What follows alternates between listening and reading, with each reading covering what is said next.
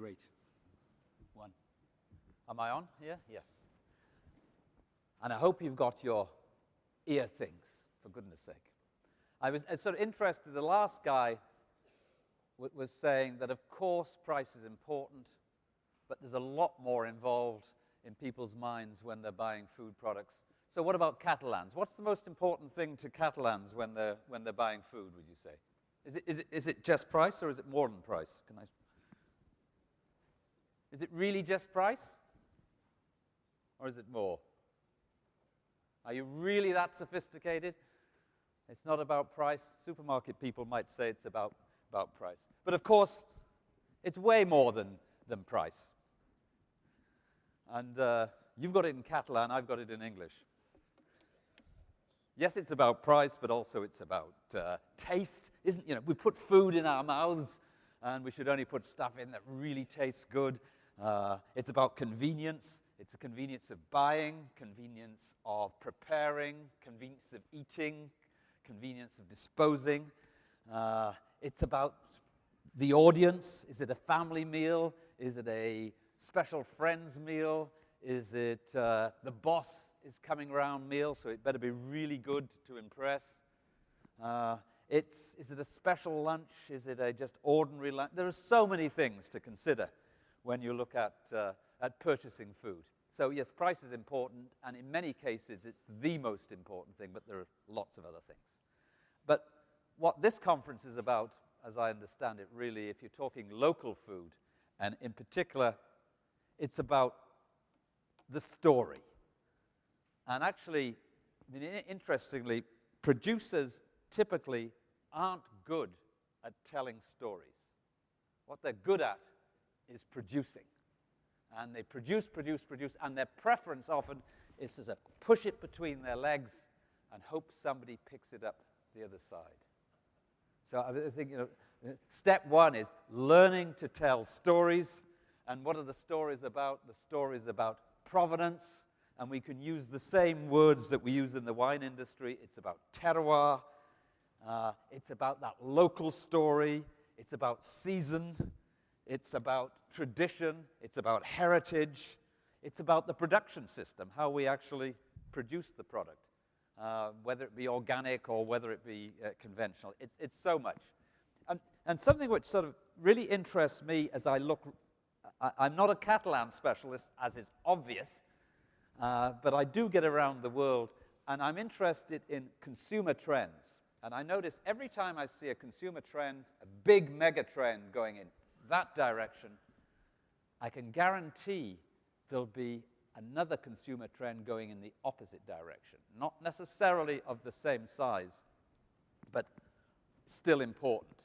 And I see this very, very much with food. So, for example, here we go. This is on the one end, on the left-hand side, up here. We've got, if I look at the food industry around the world, it's going global. The big firms buy from all over the world. And it's about high tech. And it's the big shop that most people make every 2 weeks or so, every family, which isn't a pleasant shop. This is Thursday night shopping, late. The children maybe are hanging onto your skirt or your trousers. You want to go home, they want to go home. But you've just got to buy food. That's not a pleasant experience. What else is it? It's about now food, ready-to-eat food. You've worked all day and the family want to eat. I want to eat now, right now, and I want it fast. And actually, when people are in that mode, they tend not to be thinking of local or provenance or terroir. The mother will, if the child says, where does the food come from? Then the response is most likely to say, I don't know, that's none of your business, just get on and eat it. You've got ballet in 10 minutes and you've got soccer, just go and eat. That's left-hand side food. That's fast food. That's just me food. And probably that's low-price food too. And at that stage, we're much less likely to have in our mind concerns about seasons. It's just, you expect when we go to supermarkets we expect food will be available all year, strawberries all year, notwithstanding that there are seasons. So that's the left-hand side. And I don't think that's the area that we're interested in here today, because that is the domain of big companies, the big, fast-moving consumer goods companies. They're into global, they're into fast, they're into prepared, heavily prepared foods. Our area is this right-hand side. And the wonderful thing that in your own country, in your own region, in my country, in so many countries of the world, the right-hand side is growing. And what's that about? It's about local. It's about high touch. What's high touch? If I think in terms of buying food, high touch is when you can talk to somebody who is selling you the food and they know about the provenance. They know the story. They can tell you how to prepare it. And that's something you can't get when you go to a big supermarket. I mean, first of all, when you go to a big supermarket, it's difficult to find anybody. And when you find the person, they don't know what they're selling. That's a great opportunity for us. So it's local. This is our side. Local, high touch. It's about experience shopping. It's about traditional. It's about being natural and processed. If it is processed, just lightly processed. It's about slow food. It's about story food. It's about friends and family food, like that traditional meal where the food is the hero, the food is the heroine, and we can talk about the food like we used to, rather than just sort of consuming it and then dashing for ballet or for soccer. It's about premium price food, and I have a strong belief, irrespective of whether it's recession or not, that people are willing to pay more for food. They're willing to pay more for more. And the trick for us is to work out what do they value and they're willing to pay more for. And that's more difficult than meets the eye. And is it all about health and well-being? No. When we're really enjoying our food, we're willing to be indulgent, I think, too. And also on the side, the right-hand side, that's when people want to think about seasons. When is the food at its very, very best? That's when I want to buy it, when it's at its freshest, when it's at its tastiest, etc. And so I would suggest the right-hand side is the domain of smaller scale manufacturers, of producers, and there's genuine and large opportunities. And I was sort of interested if your target is to move from 3 to 7% in terms of, the translator was telling me that it was proximate food. I think that is that local food. Then that seems a reasonable target. But as I said, in my own country, in the UK, we're hardly famous for food. I'm not even sure what we are famous for, to be honest. But I mean, local food and interest in local food in the UK, in the US, in Canada, in Australia, in China, almost everywhere I go is growing, which is just brilliant. It's not just a Spanish thing. It's not just a Catalan thing. And if I take a look at just consumer research from my own country, what do I see? That over the last 5 years, there's been nothing but growth. Why do people buy local food? It's for complex reasons. It makes them feel better, often. They think it must be fresher. Often they think it must be safer, although that's not necessarily the case. They think it may be good for the environment. It's sort of complex why they buy it. But I'd be interested, you can't speak back to me at the moment, but I was sort of really intrigued at a piece of European consumer research that was done. And you have a good look at this. You can read it. I can't. So it was what it's saying is it depends on the country and it depends on the issue, how interested people are about some of these aspects. And as I understand it here, we've got local and regional food, we've got fair trade, how people treat suppliers, we've got animal welfare, and we've got organic. And what completely intrigues me is why would Spain score so low on almost all of these? If we take on local or regional produce, then the proportion of people saying they expected to buy more in the future is half that what it is in, say, France, less than, and way less than in the UK. And I'm not sure if that means it's just a bad survey. Is it that you are so taken with local food that you can't buy any more? Or is there some reason why in Spain these sort of local food, animal welfare friendly, fair trade, organic, seems to have less of a turn on than other countries. I don't know. I leave that for you to discuss over a glass of wine when you finish this conference. I don't know what the answer is. So the question, you're getting the shortened version this evening, you'll be pleased. Will people pay more for local? Will people pay more for high taste? First of all, will people pay more for local? Not necessarily. Will people pay more for good taste? I believe yes. I believe they will. There is a premium for better tasting products. Will people pay more for green, for the environmentally friendly one, for the animal welfare friendly one? Probably not. But my view is that if you are promising consumers that you have a better tasting product and you want more money for that, then they assume that it is a greener product. They assume that it is a more animal welfare friendly product. They assume it is better for the environment. So one of the entry tickets to being in premium local foods is to be able to tick against the environment, green, animal welfare.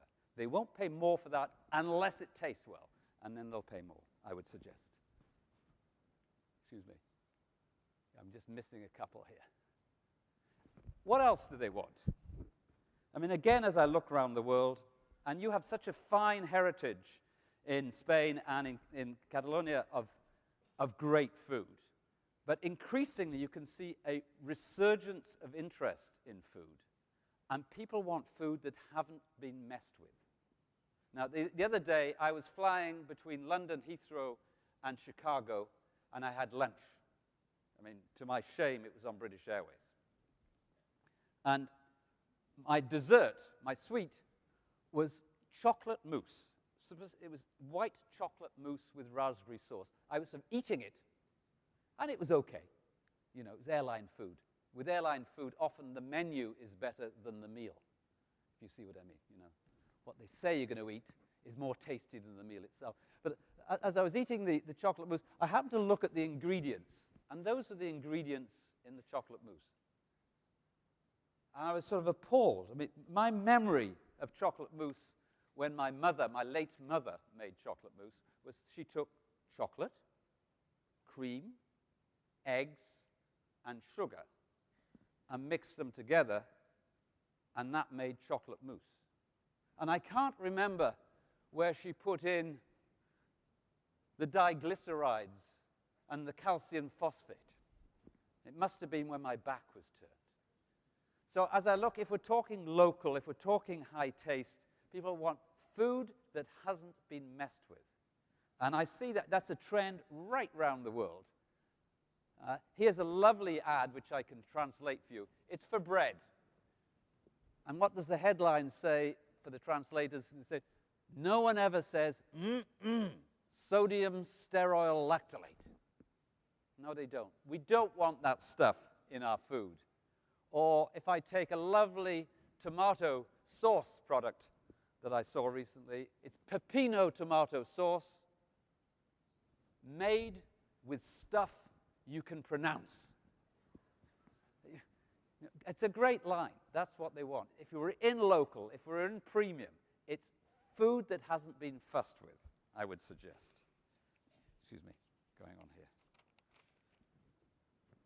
So I think we need help, too. If I look at local producers, and if I look at the food industry overall, then what's happening in the sort of global food industry is there is a big, big battle between brands. So retailers want shoppers to think retail brands. They want us to think Mercadona. They want us to think Carrefour. And big manufacturers want us to think Nestle or Danone. And it squeezes little guys because we don't have the brands. So, of course, through the European Union, we have an opportunity here to identify our products by point of origin of production. Why I've put this up is that I think it's very relevant to the area of this conference. But I would suggest that if I look across Europe, who uses these symbols well in the food industry? In the UK, we've got a fair number of products with designated origin, but we're pretty hopeless at using it for marketing purposes. So who does it well? I think the French do it well. I think the Italians do it well. And when I did a little bit of research to see how many Spanish products had PDI, or whatever the acronym is in Spanish, you have lots of products, and I hardly know any of them. And I would suggest that here you've got a mechanism for marketing internationally by region, by special production area, and yet it's underused. And it's just something to sort of tick away. You need to be better at doing that. I'm Welsh, I might say proudly. I'm not English. You know, it's a bit like saying I'm Catalan, I'm not Spanish. I'm Welsh, I'm proud of it. And we have Welsh lamb. And maybe in the UK, that gives a slight premium. We're known for lamb in our own country, but only a slight premium, I would suggest. Moving on. The French, I think they're really, really good at marketing product by location of production. When I go to Rangers, the big wholesale market in Paris, and go to the poultry sector, it's sort of fabulous, where there will be meters of poultry, all denominated by exactly where they were grown in France, all with different prices, and most of them premium prices. They're strong at it. So what about examples from around the world, or from Europe, or from my own country, about farmers marketing direct?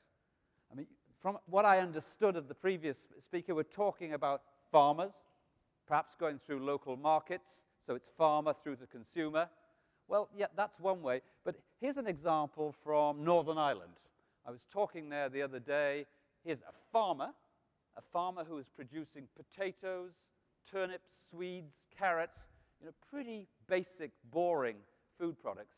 And what he's done is on the farm do some basic preparation, but without any heavy-duty ingredients, mashing them, adding butter and salt, and selling them pre-prepared. It's been astonishingly successful.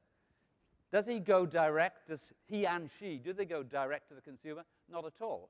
They go through major supermarkets. So in Northern Ireland now, this product, these series of products from one farm are covered in all Tesco supermarkets in Northern Ireland. It's a growing and huge business. And the examples are legion, particularly in my country when it comes to meat. Here's Debbie and Andrew. Debbie and Andrew were pig farmers. They were dissatisfied with the prices they were receiving for their products. They started to develop their own sausage brand.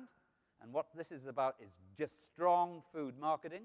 Do they go direct to consumers? Not necessarily, but now they've established an individual farm brand which is sold in local retail outlets in their area. They're getting close to the consumer, but not direct to the consumer. And there are so many examples. Here's Wensleydale, which is in Yorkshire, which is a famous area for us, for cheese. And again, a farmer has started to add value by taking the milk, producing cheese, and then selling it as a brand. In my own country, in Wales, here's exactly the same happening with a family farm rooted in the past, which is in the processed dairy business now. So, 2 speakers back, we were talking about social networks and social networking and the use of the internet. And for my mind, it's hardly my specialist area, but this brings a terrific opportunity for individual small-scale businesses, whether they be producers or they be small-scale processors, artisan processors, to get closer through Facebook, through YouTube, whatever it may be. Clearly, there are great opportunities, but let me come back to that. And I'll give you but the problem is, those opportunities are not there just for small-scale guys. They're not just there for small-scale businesses. The bigger businesses, the Crafts, the Danones, the Unilever, the Procter & Gamble's, the Nestle's of this world, see this as a great emerging area to get closest to their consumers.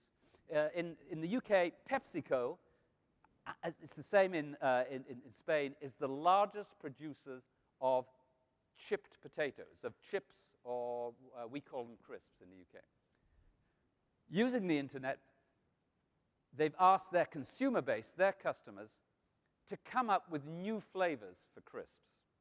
And then they gave a prize to the most successful new flavor. 1.4 million people entered their competition.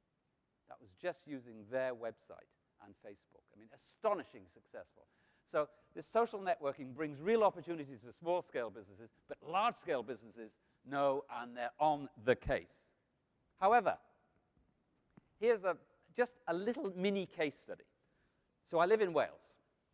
About 40 kilometers from where I live, there is a farm which is an arable farm, a grain farm, essentially, with some livestock. It's about 80 hectares. So, you know, it's not a small farm, but it's not a big farm either.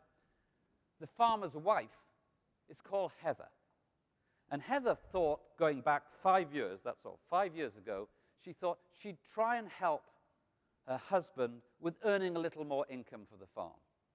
So she established a company called Wiggly Wigglers. Her website is www.wigglywigglers.co.uk. So what does she sell?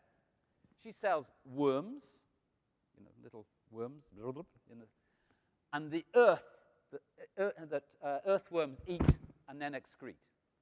And she sells worms and worm castings to gardeners. And she thought she'd add on other products like dried flowers. She only uses the internet. She only sells off her website. And her major promotion is a monthly podcast. So every month, she has a half-hour audio conversation between her, Heather, and her husband, who is called Phil. And it's called On the Couch with Farmer Phil. Once a month. And she just chats with him about what they've been doing on the farm in the last month. Then they might bring in a special guest. And the special guest might be the vet who's been cutting the feet of the cows, or the postman about what he's been doing in his week.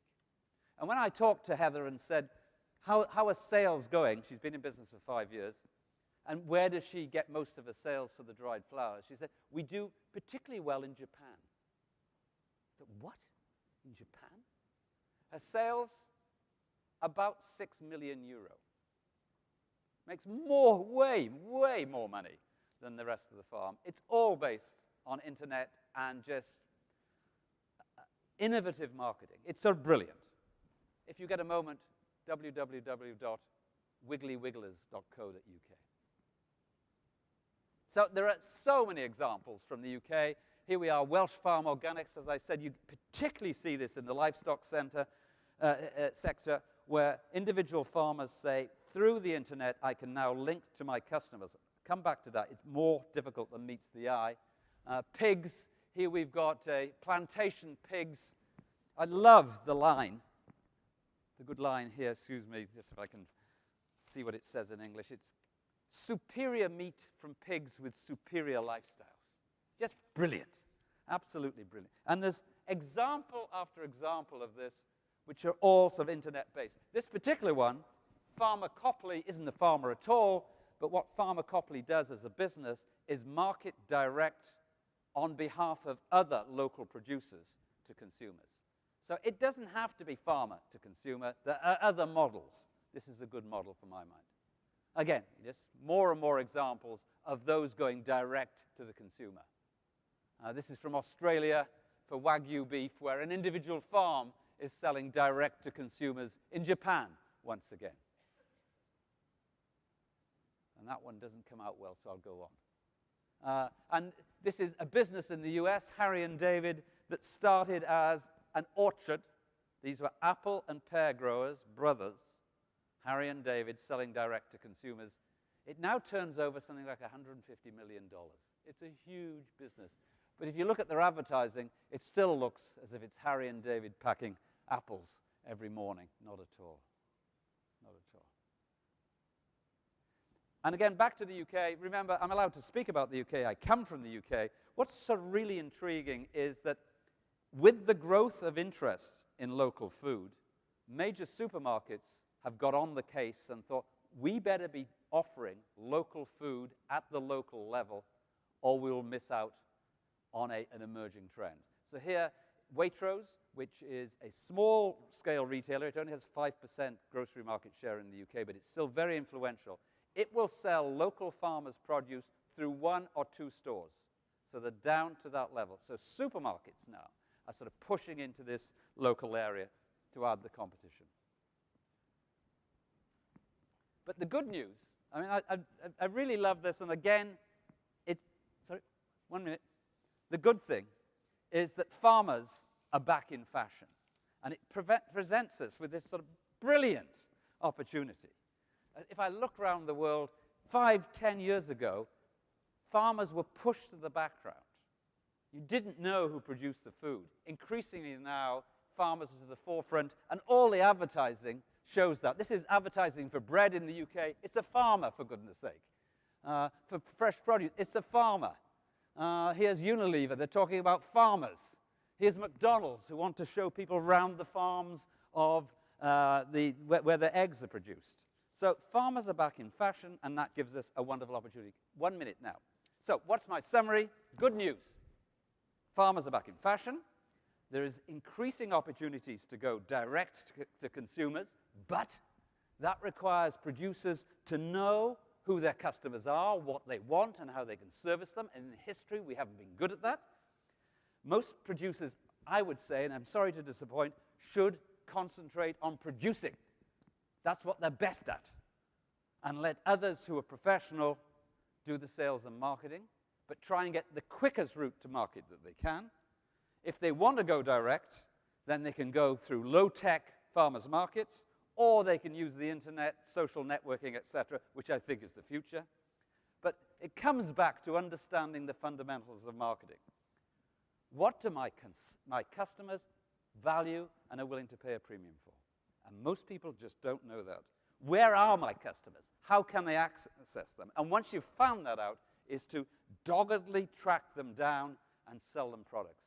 There's huge opportunities, and I wish you well with your conference. Thank you very much. Sorry that was a little quick.